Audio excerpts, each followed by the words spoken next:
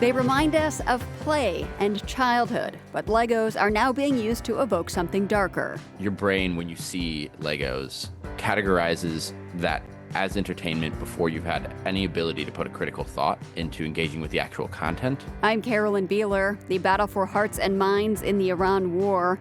Also ahead, the mother of an Israeli hostage killed by Hamas tells her family's story. On day 330, we got the news that he had been executed, and we got his body back in a bag with 6 bullet holes. And the Israeli army has been attacking Lebanon's coastal city of Tyre. People fear for their lives and their history. In Tyre, we have 2 big main archaeological sites in the city and an ancient town that has a historical fabric. It is a World Heritage City in Lebanon. That's ahead on The World. This is The World. I'm Carolyn Beeler. Thank you for being here today. It appears the U.S. and Iran are each waiting for the other to review and accept a proposed peace plan. Their negotiations have been on again, off again, but one thing has remained consistent: slick Iranian propaganda videos that have flooded the internet. The World's Shirin Jafari reports. The video starts with President Donald Trump, Israeli Prime Minister Benjamin Netanyahu, and Satan sitting around a desk. They're all looking at a binder folder, the words Epstein file written boldly at the top. Trump is visibly upset. Netanyahu is encouraging him to launch military strikes. Trump launches them, and we see a pink, blooded backpack, a reference to an alleged U.S. airstrike on a school in southern Iran that killed about 160 students and their teachers. The video then switches to an Iranian general who's shedding a tear. He orders retaliatory strikes. All of the characters in this video are Legos: Trump, Netanyahu, the Iranian general. At first glance, the video looks like a Lego movie, but in reality, it's part of a sophisticated propaganda campaign pushed by a pro-Iran group. Every audience in every country and every age group recognizes this little plastic brick, and everybody has the same associations with this plastic brick. Peter Benzoni is a senior research manager at the Institute for Strategic Dialogue. Play, childhood, safety, fun. And I think that your brain, when you see Legos, categorizes that as entertainment before you've had any ability to put a critical thought into engaging with the actual content. That's why he says the format of these videos can start persuading before the content even arrives. The creators behind these videos are a group called Explosive Media. They're a bunch of 18 to 25-year-olds based in Iran. They're tech-savvy and fully aware of what appeals to younger Americans. The main target audience of these videos, Benzoni explains, have grown up online. So when they come across these Lego videos, they feel authentic to them. It's engaging really directly in this irony, authenticity, clapback culture that the internet loves. Iran has significantly upped its propaganda game, Benzoni says. It used to be behind China and Russia, not particularly good at tuning its propaganda towards Western audiences. But these Lego videos are changing that. I'm writing this from Tehran, looking up at the sky, wondering how many drones are gonna pass us by. There are themes like the Epstein files, trolling Trump, Netanyahu, and U.S. Secretary of Defense Pete Hegseth. But there's also music, rap specifically, and diss tracks, in which the song is aimed to attack and insult a rival artist. These videos present Iran as the underdog, Benzoni says, as the defiant, funny guy punching up.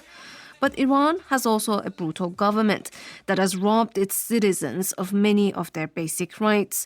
Earlier this year, it killed thousands of protesters, and it continues to hang dissidents. YouTube suspended Explosive Media's account early on, saying that the group had breached the platform's policies regarding spam, deceptive practices, and scams. Still, these Lego videos have been liked and shared widely on X. The Institute for Strategic Dialogue estimates that the videos and some Iranian propaganda posts generated nearly 1 billion views in just 50 days. Ibrahim Al-Marashi teaches Middle East history at California State University. This kind of cartoon format, it might be just a new way of creating kind of a global awareness about the people who are being bombed, which is always usually missing in a conflict like this. Al-Marashi says the clips show how wartime propaganda is increasingly designed to feel like entertainment. They're faster, cheaper to make, and appealing to a particular segment of the population. A young generation is always going to question authority. The producers of these Lego videos have found a way to speak a language, both in terms of music and themes, that could appeal to that generation that is wary of the people in power. A generation that's frustrated over rising gas prices, climate change, and the failure to address the crimes that happened on Epstein Island, Al-Marashi says. What we are seeing, he adds, is an example of the weaponization of cyberspace. There's an actual battlefield over the Straits of Hormuz in the skies of Iran. And then there's that parallel zone of combat in cyberspace, which forms kind of an asymmetric techno-guerrilla war. Iran is far from the only country that uses AI-generated propaganda. They have increasingly become a tool in the global propaganda toolbox. Lego, the company, which is based in Denmark, did not answer to my request for comment for this story. For The World, I'm Shirin Jafari.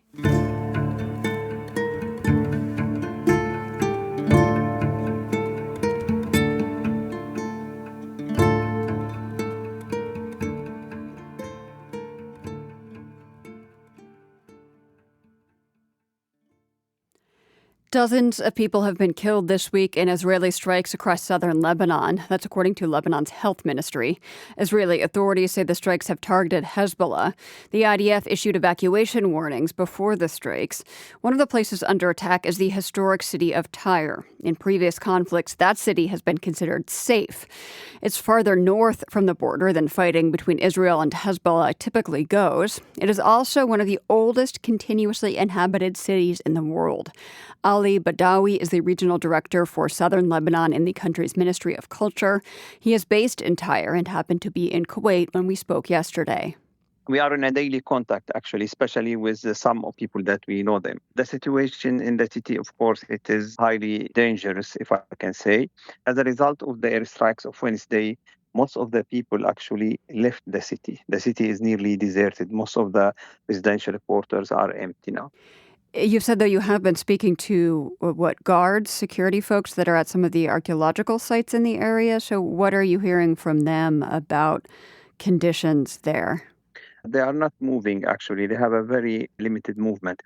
Just in the last 2 days, they were not starting since even Wednesday in the day. During the day, they are not able even to check the situation in the site because they are afraid to be a victim of any one of these airstrikes that is not really differentiating between any military or non-military target. Actually, most of the people who are dying in Tyre are citizens. They are not related to this war at all. But if I can say before that, we have like a daily contact with them to check the site, to have a report, at least a photographic report about how is the situation in the site. And the sites, these are archaeological sites? Yes, we are in Tyre. We have two big main archaeological sites in the city and an ancient town that has a historical fabric. We guard and take care of these sites that include actually main monuments like the Hippodrome of Tyre. It is the second biggest from the Roman world, the Monumental Arch. We have like basilicas, baths, and we have underwater site actually, in addition to the ancient city, as we call it, the 18th, 19th century city. So we are taking care of that. But let me tell you, Tyre is not just a Tyre city. There is like a lot of sites in the surrounding of Tyre that really suffered a lot in this war. And what kind of damages have they suffered? They have some direct damages because there was a kind of strikes in the walls or next to the sites. We have damages in our modern museum that we were developing in the storages. We have a collection, like some archaeological collection finds actually. There is like sets for study that have been actually displaced or moved as a result of a big explosions. So this is the scene one. We have damages in our Cultural Heritage Center. But if I can look for inside the site, the monument, we are not aware at the moment what is the real situation. There is like big explosions in the nearby. Possibly these sites, this monument itself have not been destroyed at the moment, but there is unseen damage up to now we have to inspect later. Can you tell me more about what Tyre looked like and what it was known for before the current war started? Tyre, it is a World Heritage City in Lebanon, where its site is registered in the World Heritage List. It have a very nice beaches, if I can say, which will make it have so many attractions that include beaches, including archaeological, historical site, old town, old harbor, and underwater site. It was like a destination for Lebanon and actually for people who are coming from outside Lebanon. It was a flourished town until 2023. Again, it was getting its reputation again as a center for tourism, cultural and even environmental tourism. This was after October 7th of 2023? Yes, that's true. After the escalation of the war in 24, 25, actually, of course, nobody is going there. Even big number of the citizens of Tyre try to find for them a refugee somewhere north of the area.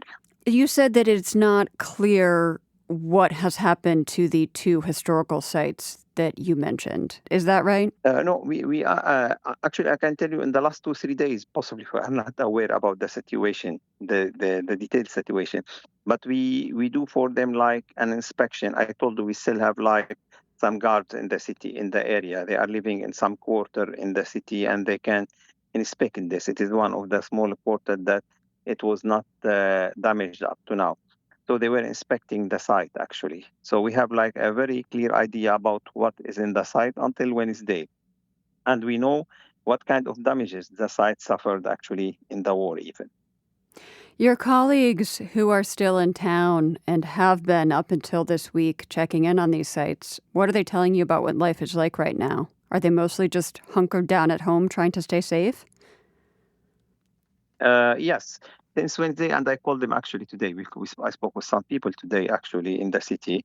They are trying to stay just safe. They were trying actually to move to one place where they usually receive some breads or to buy some breads, something for living. Otherwise, they are not moving from their places in the city. Israel says that it is targeting Hezbollah sites with their strikes. Have you seen or do you know whether Hezbollah is using any of the areas in or around Tyre that are being hit? I can tell you the sites of Tyres, of course, no. And the castle of Shama that was totally destroyed was no at the beginning. So now we are speaking about the castle of Beaufort. No, it is not used by Hezbollah. But one of the problem, actually a historical problem with these sites, as you mentioned before, this site was occupied always by the forces that is occupying the area. Why? It is their strategic position. All this area, they are in a strategic position. They are in a high hills where really can overview the area. And I think that is the struggle on these places. It is a strategic struggle, actually. If they use it or will not use it, is not the reason why it's going to be attacked. It's going to be attacked because this is like an advanced place where you can control the area. But the Lebanese government ensure for the UNESCO nobody will use these places, at least for Tyre, which we are know, for Beaufort, for Shama was not used, at least actually in these circumstances. How does it feel as a Lebanese person and as someone who is so invested in history to see these areas being damaged? I was discussing even this today with another colleagues. Some of them are from Spain, some of them from Italy. All of them, they worked in Lebanon. I can tell you my feeling, but they share all of them as an archaeologist now, not just as a citizen. We are deeply sad and disappointed and angry for what's going regarding the cultural heritage. And cultural heritage, it is a fragile thing that could be like one of the early victims of war, like you possibly know happened in Syria, in Iraq, and everywhere. And then now again in Lebanon. We are disappointed and we hope something would be done to stop or to minimize the damages that is going there. Ali Badawi is the regional director for Southern Lebanon in the country's Ministry of Culture.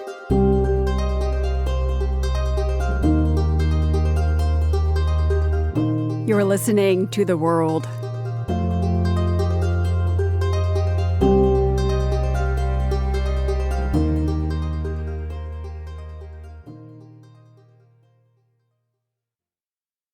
This is The World. I'm Carolyn Beeler. We are just under 2 weeks from the start of the World Cup, hosted this summer by Mexico, Canada, and the U.S. The opening soccer game is on June 11th and pits Mexico against South Africa in Mexico's famed Azteca Stadium. The games have yet to begin, but there have already been a lot of surprises and controversies. The World's Jerry Haddon in Barcelona is here to spell it all out for us. Hi there, Jerry. Hi. So the number one controversy I have heard about so far is ticket prices. How expensive are they, Jerry? They are pricey. I mean, it's pretty jaw-dropping. For context, at the last World Cup in 2022 in Qatar, the most expensive ticket for the final match would have cost you upwards of $1,200. That was the starting sale price, which sounds like a lot. At this Cup in New Jersey, at the final in July, the official price starts at nearly $7,000. And there are reports that on some resale sites, prices have topped $2 million. $2 million. That is wild. Right? So New York and New Jersey have just announced that they're actually going to start investigating FIFA over these high prices. And fan groups, as you can imagine, have been complaining like crazy. President Trump chimed in a few days ago in an interview with the New York Post. He said he would even pay $1,000 for a ticket, for whatever that's worth.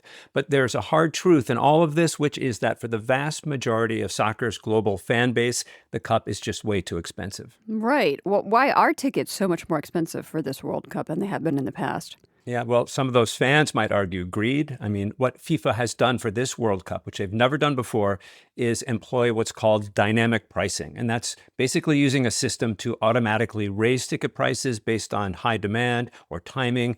We all know how airline ticket pricing works, right? It's the same idea. Prior to this Cup, FIFA just set fixed prices, and they were much lower.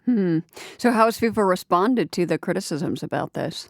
Initially, FIFA President Gianni Infantino defended the high prices. For the U.S. market, at least, he's argued, look at the price of tickets for other sporting events, he said, or big music concerts. They aren't cheap either. That has not won him a lot of fans. But then FIFA did just recently announce it's setting aside batches of tickets at $60 for all of the games. But it isn't a huge number of tickets compared to the entire amount. And this is not just U.S. fans trying to go to watch these games. It's a global audience, unlike a lot of other things, I would imagine. That's right. Another thing that is different about this World Cup is that it's a lot bigger. There are, 104 games? Is that right? That's correct. And that's because the tournament itself has expanded. FIFA has grown this World Cup from 32 teams to 48 for the first time ever. So that means we're going to see a lot of newcomers playing, like Jordan for the first time, Uzbekistan in South America, Curacao, the tiny Dutch Caribbean island. They're in for the first time as well. Why is FIFA expanding the tournament like this? Well, it says it's doing it because, the bigger the game, the more global it is, the more inclusive it is. It's obviously also going to help it earn a lot more money. But widening the cup to 48 teams has also been a very complicated leap. How so? Okay, so this is how the system works. FIFA divides planet Earth into 6 soccer regions. They call them confederations. So they're Europe, which is the biggest, Africa, Asia, South America, North and Central America is one confederation, and Oceania. Each confederation gets a predetermined number of slots at the World Cup itself. The bigger the confederation, the more slots. And each confederation has its own tournament or competition leading up to the World Cup to see who gets to go, right? Right, exactly. And that's how it's always worked. With the expansion, the hard or strange part concerns the smaller confederations. So take South America. It has just 10 teams, but it has to send 6 of those teams to the tournament. So 6 go and only 4 stay home. Whereas normally in a competition, you'd send only your very top teams to the final rounds. I was explaining this last night to a friend, and he turned to me and he said, it just sounds like the World Cup is giving out medals for participation. Yeah, but the risk of that, I would imagine, is that you could get some pretty lopsided games. Yeah, you could. I mean, in the group stage or opening rounds, for example, Curacao faces Germany, which is obviously one of soccer's best-known national squads. They won the World Cup in 2014. Yeah. So we could either be witnessing, a lot of trouncings, which in soccer sometimes can be boring, or we might actually see some amazing sports miracle stories. Tiny island sinks world power, advances to the round of 32 or even to the final itself. Who knows? But already I understand that some of these world powers have not made it through to the World Cup at all. Right. Some of the traditionally strong countries were eliminated. Italy is sitting out the cup for the 3rd time in a row, and I think it's safe to say it's a nation in shock. Nigeria was also knocked out by underdog, the Democratic Republic of Congo. And similarly, some big names have not made it through to the World Cup, big names that people might expect to see in those games. Right, there are so many, but for example, Barca's center forward Robert Lewandowski, sometimes called Robert Lewandowski, he had hoped to play for his home team Poland, but they didn't qualify. Same situation for superstar Nigerian winger Ademola Lookman, who plays for Atletico Madrid. But Argentine legend Lionel Messi will be there for his sixth cup. Argentina won the cup in 2022. Remember, in one of the most exciting finals ever against France. I remember that one. Yeah. And Portugal's Cristiano Ronaldo, who is 41 years old now, will also be there hoping for what for him has been an elusive World Cup trophy. So, Jerry, I have to ask, out of journalistic transparency, as you continue reporting on the World Cup, you grew up in the U.S., but you've lived in Spain for a very long time. Who are you going to be rooting for? I am divided. I mean, I would love to see the U.S. pull off a fairy tale run, but after living in Barcelona for more than 20 years, I'd be really happy if Spain won too. Sure. And you? I always root for the underdogs, Jerry. So we'll see who rises to the top from that category this time around. Go Curaçao. Right. The World's Jerry Haddon in Barcelona, talking all things World Cup. We will be checking in with you throughout the tournament, Jerry, which kicks off on June 11th. Thank you so much. Looking forward to it. Thanks.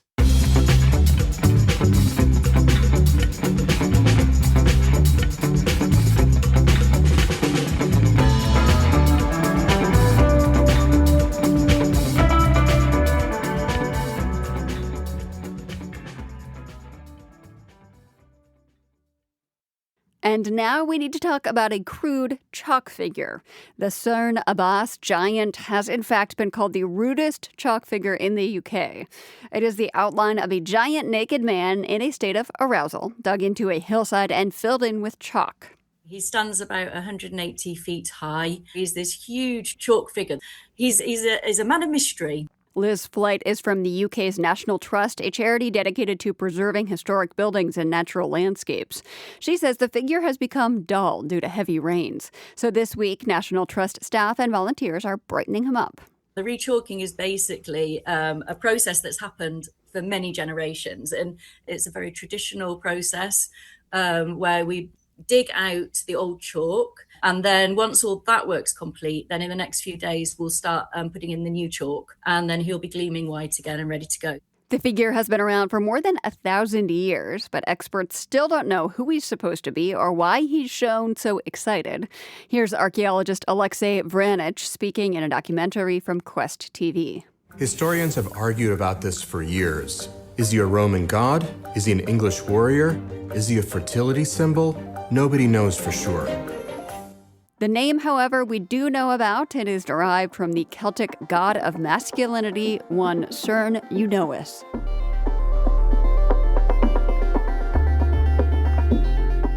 Still ahead, Brazil's road improvements in the Amazon rainforest are not going over well with locals or environmentalists. They fear they'll lead to more deforestation.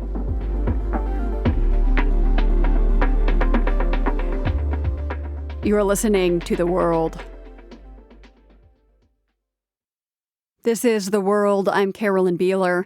NATO member countries are condemning Russia today after a Russian drone slammed into an apartment building in eastern Romania overnight. Europe and Romania are worried about the spillover effect of the war in Ukraine. Romania is also dealing with a domestic challenge, a troubled judicial system.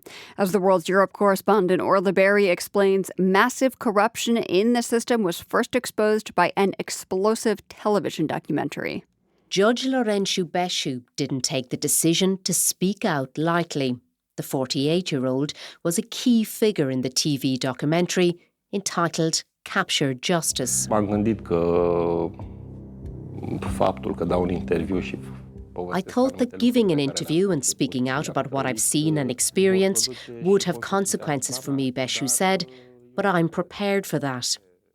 The film's director, Andreea Pocotila, tells me it took months to persuade Beșu and others to appear on camera. Her investigation began when her team at Recorder, an investigative news outlet in Romania, received an email from two judges. The email had the title, Corruption Inside the Judicial System. They left a phone number, we met, and they spoke about things that At the beginning, we found extremely hard to believe. They told her that judges in Romania were no longer independent. As they are totally dependent on a handful of people who lead the judicial system and who decide everything concerning every judge's and prosecutor's career. And they detailed how trials would be intentionally delayed until the statute of limitations would run out. In Pocatila's film, judges also explained how high-profile corruption trials would often end up in the hands of a small select number of judges, and how a group called the Superior Council of Magistracy had enormous influence across the judicial system.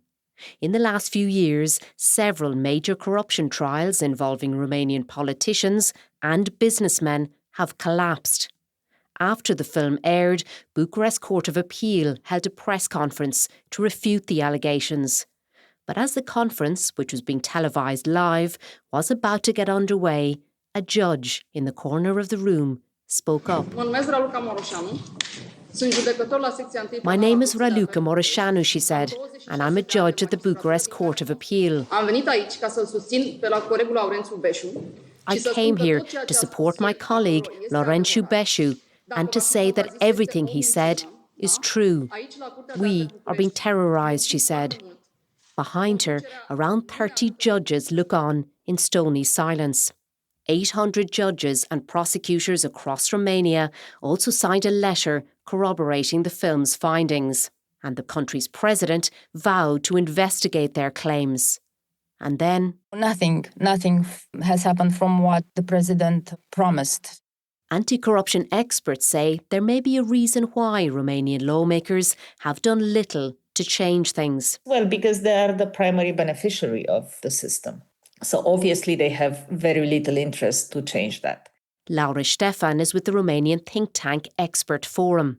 In 2018, Ștefan explains the government introduced major changes to Romania's judicial laws, which changed how judges are promoted and investigated. And in exchange, what we see is a long array of acquittals in high-level corruption and white-collar crime against politicians. And there's another reason why reform may not happen anytime soon. Romania's pro-European government has collapsed after lawmakers passed a no-confidence motion against Prime Minister Ilie Bolojan's administration on Tuesday. The coalition government fell earlier this month following fierce disputes between the ruling parties over austerity measures. Sergiu Mișcoiu, a political science professor at Babeș-Bolyai University in Romania, says that push for judicial reform that the documentary sparked has faded. We had an opening this year, but because of austerity, because of the clashes among the parties in the governmental coalition, and ultimately because of the fall of the government, this window was closed. And those who spoke out are now feeling the consequences. Hi there, I want to say hello, and I'm pleasantly surprised that you are interested in this subject. This is Judge Laurențiu Beșu. He sent me a voice note late last night. My English is very poor. I speak not so good. Then, in a series of text messages, Beșu writes that he was forced to give up his position as a judge. He's now a prosecutor, he says, and has been placed under disciplinary investigation. Ultimately, I may be expelled from the judiciary, he says. I don't know. I want you to know that it's very difficult here in Romania. The corruption is very high, and I cannot see any solution to this problem. Then Beșu sends me another text message. I do not regret, and I will never regret, giving that interview, he writes. I'm afraid that what's happening is leading us towards the loss of freedom and dictatorship. And I'm convinced, he says, that freedom and justice are far more valuable than a well-paid position as a magistrate. For The World, I'm Orla Barry. A ceasefire for Gaza has been in effect for over 6 months. In keeping with the agreement, Israel released more than 2,000 Palestinian prisoners, and Hamas returned its hostages, living and dead. Hirsch Goldberg Polin was one of the hostages who did not make it home alive. His mother, Rachel Goldberg Polin, has come out with a book about the experience. My colleague Marco Werman spoke with her this week, and his first question touched a nerve. For weeks now, you've been speaking about this book, answering very personal questions about the most hellacious moments anyone, especially a parent, might imagine. How are you doing? Well, that's a really loaded question. She went on to explain how hard it is to respond to what she knows is meant as a friendly greeting, an expression of care and concern. Her book is called When We See You Again. She calls it a love letter swaddled in pain. And she told Marco it is a kind of pain many people have experienced. There are millions of people around the world right now who have buried their children. It's horrific. It is tragic. It's forever painful, and I will forever be suffering, but I am not unique. And I think that whenever someone who is so core and essential to the composition and DNA of how we identify ourselves in this world, when we have to put that person into the ground or cremate them or whatever someone's tradition prescribes after the person dies, it actually changes who we are. In the book, you touch on some very nuanced but human details of your son, both physically, what he looked like, and spiritually, who he was and what made him Hirsch. Tell our listeners about Hirsch. Well, he was absolutely ordinary and gorgeous in that ordinariness. He was very hungry to speak to people who didn't think like him. I admit that I kind of, like most people, I think, tragically, I corner myself into my little echo chamber. I listen to the news that I want to hear. I read the papers that I want to read. I don't seek out people who are vastly different than me. And I remember in the summer of 2023 that Hirsch was going to something where there was a speaker who I knew he didn't align himself with. And he said, I want to understand why they think the way they do. His room, I understand, in your house in Jerusalem has not changed. Can you describe it and what it says about Hirsch? So his room is filled with a lot of soccer paraphernalia. His closet and his doors and his walls are just covered in stickers for causes that he really felt strongly about and believed in. And he was a complete book lover. So he has books everywhere. On his nightstand is still the book he was reading. He was on October 6th. He said to me, should I bring my book? I'm only going to be gone one night, because he and I both are voracious readers who have to read an actual book with pages. And he left his book because he said he'd only be going one night, and it's still there. It's the Dalai Lama on the Art of Happiness, and his bookmark is still in the middle of chapter 6. Rachel, would you mind just touching on the main points of Hirsch's abduction on October 7th, 2023? What happened? Remind us where he was. So Hirsch had gone to the Nova Music Festival, which was advertised as being for love, unity, and peace. He and his best friend, Aner, went together, and the music festival came under attack by Hamas gunmen. Hirsch and Aner ran into a bomb shelter that was 5 feet by 8 feet with 27 other young people who were these like crunchy granola kind of music lover people. Hamas came to the doorway. There were grenades thrown in. Finally, they were spraying machine gun fire in the doorway of this tiny room, like the size of a bathroom. 18 of them were killed immediately. Some lucky ones were trapped under the bodies.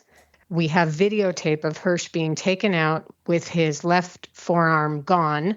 He, like me, is left-handed. He was put on a Toyota pickup truck with 3 other young men, and they were driven into Gaza. And before he was taken, he sent us 2 texts. One said, I love you, and the next one said, I'm sorry. He was then taken and held in the tunnels in Gaza for 328 days. We know he was tortured. We know he was starving. We know he was filthy. And we know all of that because on day 328, he was executed with 5 other young, beautiful people. Then we got his body back in a bag with 6 bullet holes, all at close range. His hair was filled with gunpowder. So it was really horrific. And it's very challenging to digest anytime someone who is so part of you dies. But to know that Hirsch is my eldest child, my only son, and he is the one who turned me from being Rachel into being mother in the world. And so it's figuring out now, how do you grapple with going through this world without this person in it? If I may ask, Rachel, how do you carry the knowledge of the way Hirsch perished? For those 330 days, we, in order to run to the ends of the earth and speak to everybody we possibly could and try so hard to move and shake everything and everyone, we had to really compartmentalize in a very damaging and destructive way to our psyches, to our souls, to ourselves. So for those 330 days, there's a prayer that some Jewish people say. It's a one-line prayer that you say upon opening your eyes. We say, "Thank you to the creator of the universe for giving me back my soul. You have tremendous faith in me." So I would say that line, and then I would say, "Hope is mandatory. Pretend to be human. Go." And I kind of would shove all of the trauma and the slow motion, sticky molasses of this true terror experience that I was in the midst of. I had to shove that in sort of these mythical suitcases and shove them into a storage locker. And then he was killed. And so I do struggle so much now. I am not, I'm not in any way all right. I'm not okay. I think that the disorder that I'm suffering from, this eternal evolving love for my son, is something I'm actually really proud of. And I don't want to get better from that. I'm speaking with Rachel Goldberg-Polin about her book, When We See You Again, and about her son, Hirsch.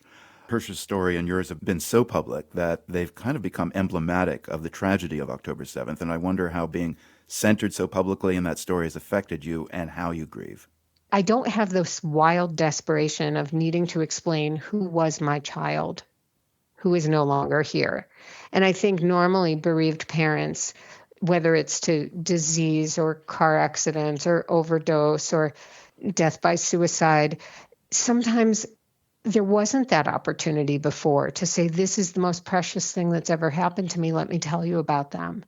And so there's a loneliness in the grief. And I and John, my husband, we both feel that people see us. And on the other hand, here's what happens. People see us and they cry. And that's hard, right? It's hard to be a trigger for people to be scared. And I feel like that. I feel like Medusa sometimes, you know, when I'm walking down the street and people see me and before they can sort of compose themselves, they're pushed into crying because I'm a symbol of real tragedy. Rachel, in your book, you don't mention Prime Minister Benjamin Netanyahu by name. You use the word Hamas a couple of times, but really only as an objective descriptor. You refer to important men in Geneva, bad men in Gaza, but overall you give very few clues about how you feel about the conflict, whose historical narrative your family has become a central part of, and I just wanted to know why. I think that this book is a holy book, and the only names that I wanted in it were people who I either knew or loved or felt were just normal. And we spoke to so many people whose names would get everybody very excited. And I know that there's like a salacious part and a voyeuristic part of everyone who wants to know. There are many books out there doing that, pointing fingers and blaming and screaming and shouting. And I'm trying to take a page out of the Hirsch sort of manifesto, which is not shouting and not pointing and not blaming. That's not what this book is. This is a book about love and pain and love. John Pollan, your husband, writes an afterword to your book. It's written as a letter to Hirsch. You also have two other children. How, as a family, do you share the grief? I sort of think of it like this. I think the four of us were in a car, we were driving, and we were hit by a locomotive. And so, we have 8 broken legs, but maybe one of us lost an eye and one of us broke a wrist and one of us lost our hearing. So there are some injuries that look exactly the same and some that are different. And even the ones that are the same are all going to mend at different speeds and different ways, depending on who we were when we got into that car. I don't think that we're going to come out of this without limping. I think some breaks are so profoundly fundamental and deep that it is similar to, when someone gets paralyzed, they're not going to snap their fingers. If they broke their neck and they're paralyzed from the neck down, you could see them in 2 years or 4 years or 5 years. They're not snapping. And that's okay. They can, we can learn to move through life in a different way. And we still experience joy and laughter, and we still feel very blessed. I still feel very, truly blessed and lucky and grateful. And I'm in pain. That's a wovenness and a braid that I have to learn how to weave. Rachel, thank you very much. Thank you, Marco. That was Rachel Goldberg Pollan. Her book is When We See You Again.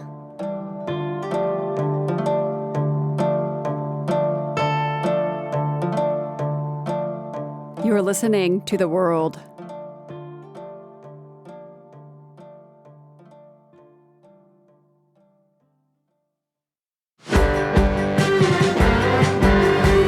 This is The World. I'm Carolyn Beeler. Asphalt is coming to one of the best preserved regions of the Brazilian Amazon. This week, President Luiz Inácio Lula da Silva announced plans to pave and improve a highway to connect remote northern areas of Brazil with the rest of the country. The announcement has reignited environmental concerns over deforestation in the rainforest. Philip Fernside is a scientist at Brazil's National Institute for Research in Amazonia. He says completing the highway is the start of something much bigger. When the roads are open, people just move in. And I think for people in the U.S., it's just difficult to imagine. But here in the Amazon, people go into these areas and invade the land or claim it, even if they aren't actually there, and resell it, and it gets deforested. And that's one of the things that's going on right now with the BR-319 highway. You have all this area that is claimed by what are called land grabbers here.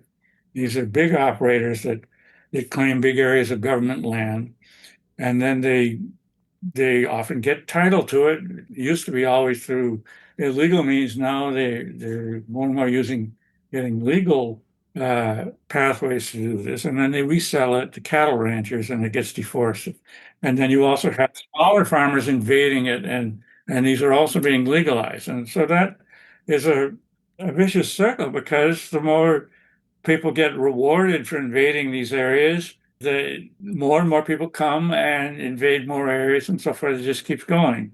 The government does say that it has a comprehensive plan for environmental protections along with this investment to complete this road. They include environmental monitoring of areas 31 miles wide on both sides of the highway for the entire length of the highway, and some checkpoints. Does this allay your concerns about the environmental impact of this road? No, certainly not. 31 miles is 50 kilometers on each side, and that's just minuscule compared to the area that is being opened up by these state highways. You're opening up a huge area of Amazon forest for deforestation. And that has global impacts. And for important to understand, too, it affects people in the United States as well, because you have a huge stock of carbon in the forest there. And global climate is very near a tipping point where global warming gets out of human control. And key part of that is exactly this area that's being opened up from the BR-319. Because if that area is deforested, it would be much more than enough to push global climate past that tipping point. It also has a huge impact in Brazil because of the water cycling function of the forest. The Amazon forest recycles water. It falls as rain, and then it goes back into the atmosphere through the leaves of the trees. And this water vapor is carried to Sao Paulo, for example. But if you cut down the forest, it's not recycling the water. So, Philip, it is clear that you oppose this construction project, this road network, on environmental grounds, and it is well documented that cutting roads into the rainforest does increase deforestation in surrounding areas. However, aren't there trade-offs here? I mean, the government wants to make the northern states more accessible, increase connections to the southern states. You know, there are economic implications to that. There are just freedom of travel implications to that. Aren't there advantages that people see in building this road network out?